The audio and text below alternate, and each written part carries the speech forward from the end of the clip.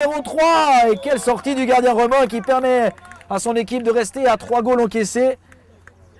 Et c'est une action ici de Raphaël qui a failli marquer le 4e pour les siens. Attention, corner de Mohamed pour la tête de Raphaël, mais c'est un petit peu long finalement. Ça sera une touche qui sera réalisée par Ruben, à moins que Ruben laisse le soin à Guillaume, le nouveau latéral gauche, de faire cette remise en jeu. Et Florian vient chercher le ballon, mais c'est un petit peu court pour lui. Récupération du FC Vétro, déviation. Finalement, Laetitia peut reprendre le ballon du côté droit. Attention, Laetitia qui part. Et puis finalement, Mohamed qui vient essayer de faire écran pour empêcher la jeune joueuse de pouvoir remonter le terrain. Et finalement, récupération du FC Vétro. Mais heureusement, Marc était là pour couper la trajectoire. Et finalement, relance pour Loris. Loris qui peut jouer sur sa gauche avec Ruben. Ruben qui joue une touche de balle pour Florian. Florian qui se trouve au deuxième poteau, mais c'est un petit peu long. Et ça sera donc une remise en jeu pour les visiteurs. 8-3, alors que cette rencontre touche à sa fin. Il reste une dizaine de minutes encore dans cette rencontre. Et toujours cet écart confortable pour les joueurs locaux qui devraient s'en sortir avec une nouvelle victoire aujourd'hui.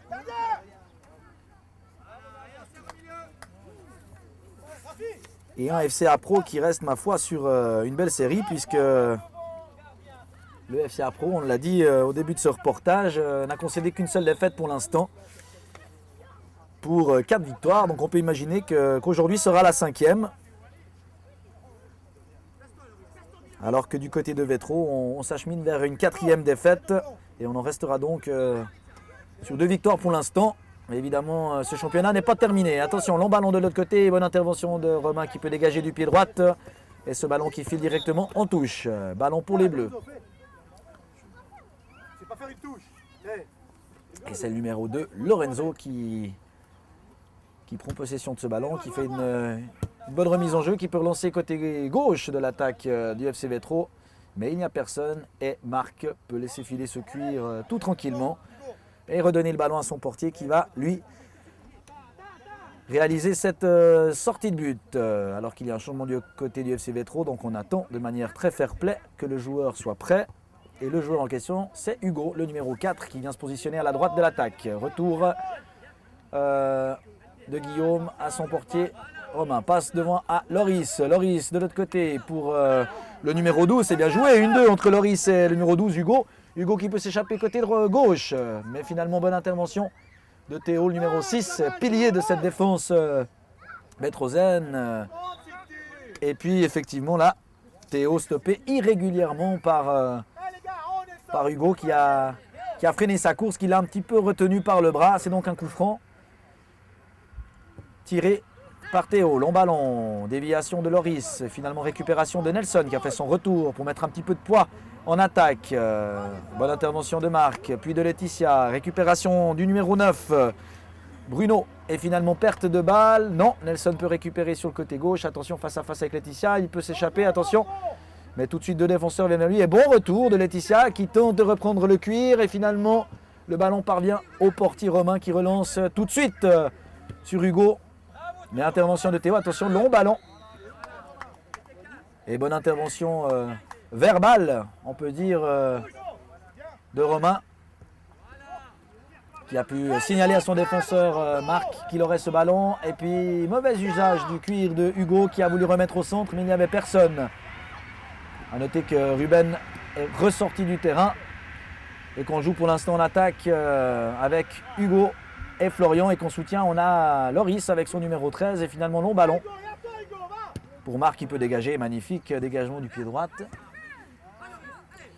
Florian pour Loris. Loris en profondeur pour Hugo. Attention, Hugo toujours bien suivi par Théo, mais finalement Hugo peut s'échapper. Attention, il remet le ballon en retrait. Florian qui tente le tir du gauche et qui peut se remettre finalement sur son pied droit. Bonne frappe de l'autre côté, bien contré par Théo. Et finalement, encore une nouvelle frappe qui va tout de suite sur la main du numéro 7, Brian. Donc ballon stoppé de manière irrégulière, de manière fautive, tout de suite signalé par l'arbitre Monsieur Rodriguez.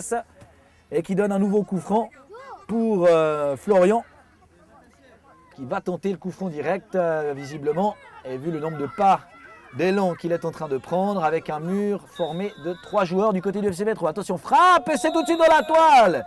Et quel but de Florian, qui est à son deuxième but personnel aujourd'hui. En tout cas, voire 3. On est un petit peu perdu avec tous ces buts, mais en tout cas, c'est le 9e pour le FC Pro. Et ça fait 9-3, alors que du côté du FC Vétro, Théo cède sa place. Théo qui n'est visiblement pas très content. Alors on ne sait pas trop de quoi il se plaint. Est-ce qu'il se plaint d'un adversaire ou alors du manque de concentration de ses coéquipiers? On ne sait pas trop. Toujours est-il que c'est 9-3 pour le FC Pro. Un jour sans, on va dire, pour le FC Vétro. Alors qu'il y a une belle frappe de Laetitia et quelle parade de nouveau de Matteo qui peut sauver les siens une deuxième fois consécutive. C'était bien fait, autant la frappe était sèche, autant l'arrêt était absolument remarquable. Et Matteo qui permet d'éviter le 10e, mais ce n'est que partie remise puisque le ballon est toujours dans le camp d'attaque du FC Pro.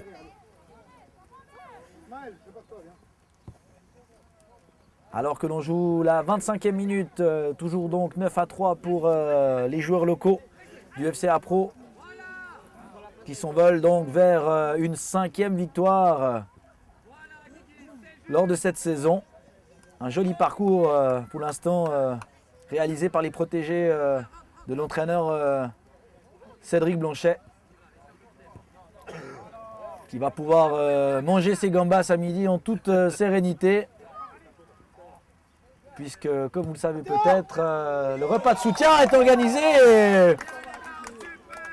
Et comme si 9 ne suffisait pas, c'est Marc qui vient mettre son grain de sel, on va dire, au niveau des buteurs de la journée. Quelle frappe de 30 mètres de Marc qui permet à son équipe de marquer le 10e, 10-3. Un assist et un goal pour le jeune défenseur Marc, qui met sa contribution également sur la phase offensive, alors qu'on était en train de vous dire qu'il y avait aujourd'hui le repas de soutien pour la section junior du FC Pro, ou en tout cas pour cette équipe du FC Pro qui était organisée par le comité.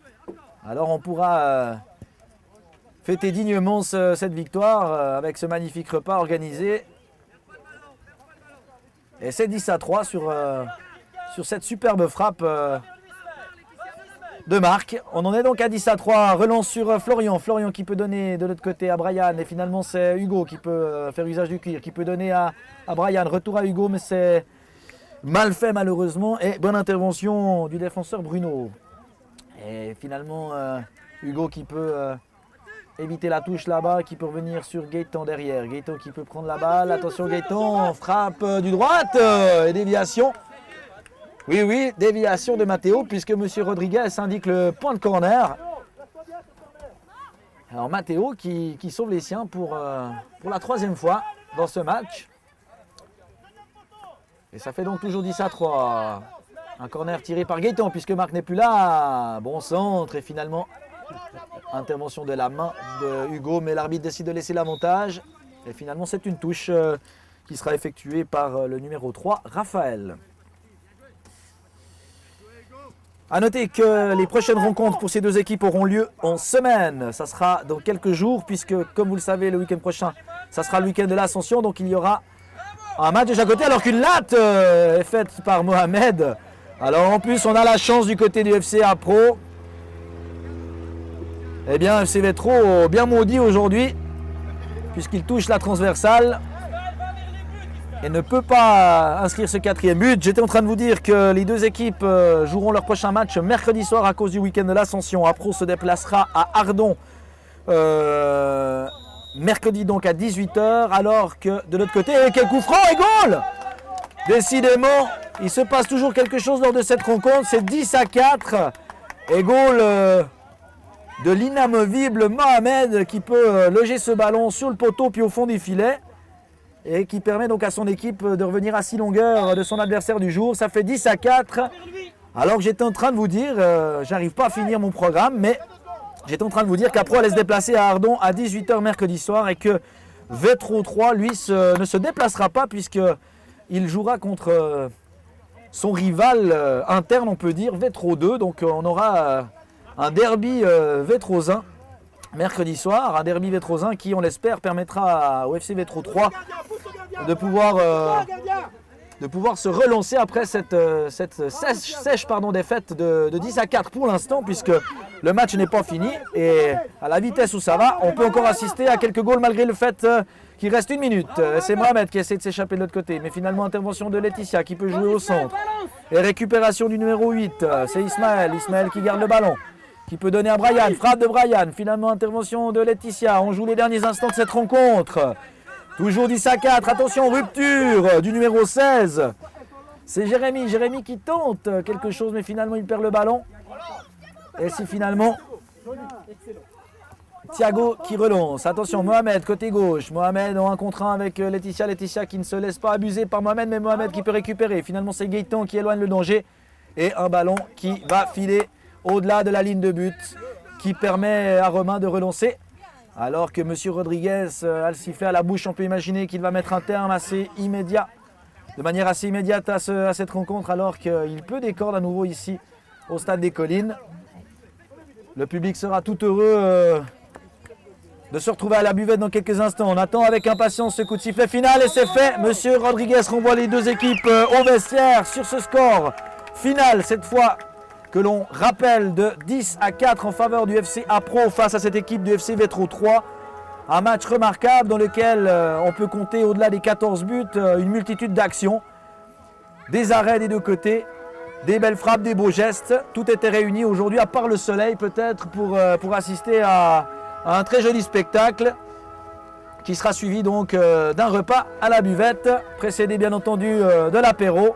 On s'en réjouit. Et c'est sur ces dernières images que l'on rend l'antenne. Merci à toutes et à tous. À bientôt et bon week-end.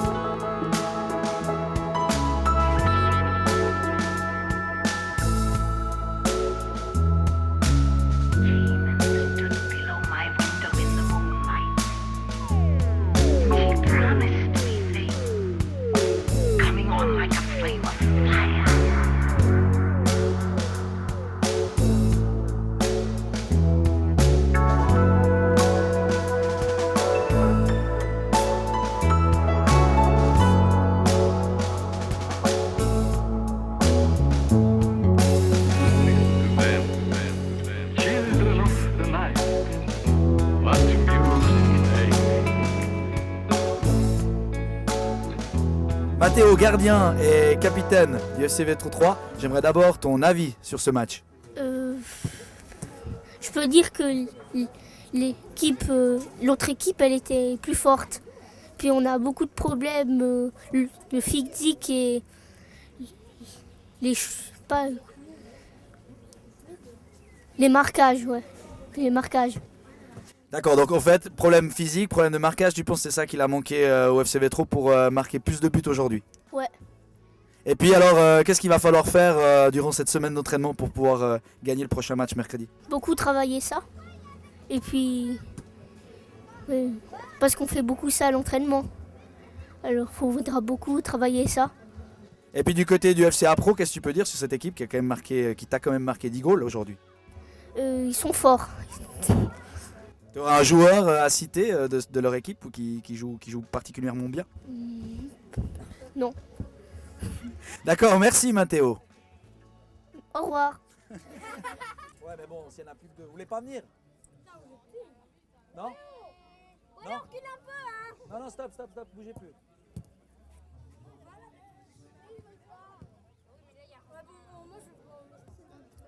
Voilà le FC Apro, bravo pour votre victoire 10-4. J'aimerais que chacun d'entre vous me dise votre avis sur cette rencontre. On aurait pu marquer beaucoup plus de goals et moins encaisser de goals. On a bien joué, mais on aurait pu plus marquer de goals et faire des meilleures passes. Eh ben, c'est que quand on courait à la fin, on était un peu essoufflé. Et puis, sinon Vétro, lui, il n'était pas tellement essoufflé après comme nous. Bah moi sur les 4 goals je pouvais rien faire parce que sur le coup franc bah, ils étaient cachés, puis quand ils tirent bah, ça tape sur le poteau. Ben, moi je dis qu'on avait fait un bon match, mais on aurait pu prendre beaucoup plus de goals. Bah, Vétro ont bien joué. Pour nous, il y aura un petit peu amélioré, un petit peu plus de passes. C'était un très joli match. Vétro était fort, mais on a quand même réussi à gagner. Puis c'était Je crois qu'on pouvait marquer un peu plus de goals, mais ils étaient un peu trop forts quand même. C'était un bon match, mais dans le vestiaire, ça chauffait un peu pour marquer un peu plus. Mais sinon, c'est bon. C'était un bon match aussi, et puis on pouvait marquer plus de goals et faire plus de passes. Merci FC et Apro, et puis bon match pour mercredi. Bon week-end.